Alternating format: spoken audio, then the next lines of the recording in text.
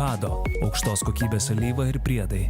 Iš vienos pusės dizelinis variklis yra gerai, dėl to, kad dizelis yra kuras, kurio gali rasti bet kurioj degaliniai, ne taip kaip kokios elektros, bet dizeliniai automobiliai susiduria su kitom problemom, kad kuo toliau, tuo daugiau automobiliai turi įvairių ekologinių sistemų, kad dizeliai toliau galėtų važinėti mūsų keliuose. Ir anksčiau ir vėliau tos kuro sistemos dalys sugenda. Turbūt daugiausiai galvos skausmo dizelinių automobilių vairuotojams paskutiniu metu kelia kietųjų dalelių filtrai, tai yra DPF filtrai, dėl to, kad jie anksčiau ir vėliau užsikiša. O dažniausiai kietųjų dalelių filtras užsikiša anksčiau negu kad jam dėrėtų, dėl to, kad mes važinėjom trumpus atstumus, stovim kamščiuose ir ši brangi dalis užsikiša tiek, kad jau reikalauja keitimo ir tada mes turim sumokėti ne vieną kitą tūkstantėlį. Bet tam, kad galėtume prailginti kietųjų dalelių filtro gyvavimo laiką, galim įsigyti Hado priedą, tiksliau Hado kietųjų dalelių filtro ploviklį.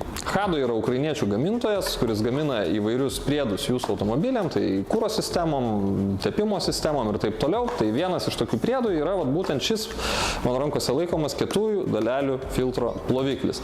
Jeigu jūsų kietųjų dalelių filtras jau yra pasikišęs, nebūtina važiuoti iškart į autoservisą, daryti priverstinę regeneraciją, deginti gumas, deginti išmetimo sistemą, o galit pamėginti įpilti šio Hado priedo į savo kuro sistemą, jisai šiek tiek sukels temperatūrą jūsų kietųjų dalelių filtre ir greičiausiai išdegins visas nuosėdas esančias jame ir išvengsite galvos skausmą keliančio remonto. O dar sveikiau šią priemonę naudoti profilaktiškai, kas 5000 km galite įpilti šio Hado priedo į savo kuro sistemą ir išvengsite pirmalaikio kietųjų dalelių filtro užsikišimo ir sutaupysite daug pinigų.